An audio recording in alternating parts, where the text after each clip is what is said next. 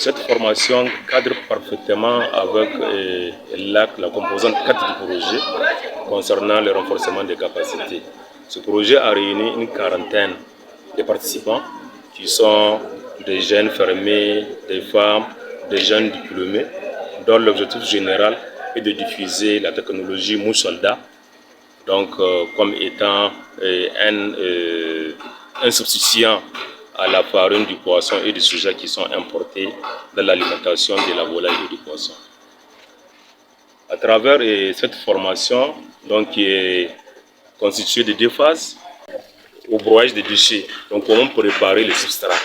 Donc là, on peut le faire en 2 sortes, donc soit vous coupez, donc tout ce qui est pourri, on les concasse, donc ou bien on peut l'écraser et puis utiliser un moulin ou bien une machine donc, pour broyer, de telle sorte que vraiment ça va faciliter donc l'alimentation, le processus d'alimentation donc au niveau de la conversion dans des bassines. Donc après le broyage donc des déchets, ils ont procédé à l'ensemencement des bassines contenant jusqu'à 3 kg de déchets avec 4 curés de jeunes larves. Donc, ils ont installé l'ensemble au niveau du lavarium, là où nous avons les larves qui sont en élevage et on va suivre le processus donc, de l'élevage. Donc, comme c'est un scénario, donc, nous allons faire dessous l'étape. Après cette étape d'ensemencement, donc on a procédé à la récolte. Ils ont été initiés à la récolte des larves.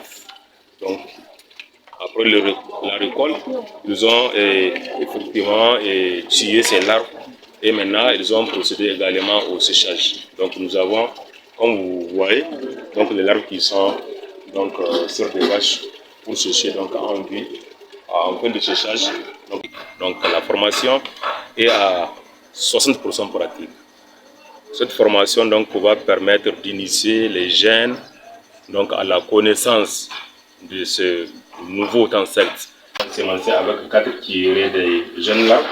Donc on observe que ces bassines sont constituées donc de plusieurs légumes et fruits qui sont en décomposition. Nous avons ici l'orange, ça c'est du pastèque, ça c'est courge. Nous avons les feuilles, carottes et nous avons également des concombres. Donc ça c'est un mélange. Donc c'est des bassines. Nous avons des bassines qui contiennent des déchets, des vieux déchets qui sont ramassés, constitués de fruits et légumes en pourriture.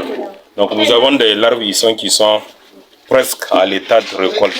Donc nous allons procéder à la récolte d'ici peu. Donc nous avons tout ce qui est ici, des fruits et légumes en pourriture.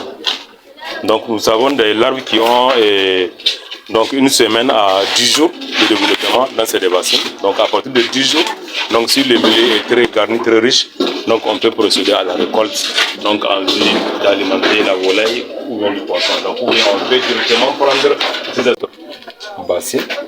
Donc on commence à observer la présence de prépuces. Donc à ce stade, tant que vous avez 10 à 15% donc de ces larves qui ont tendance à devenir sombres, donc ça nous indique que le temps de récolter ces larves, s'il s'agit des larves qui sont destinées à la consommation animale. Transformation complète, parce que dans ça, souvent on se retrouve avec de la peau d'orange qui n'a pas été consommée.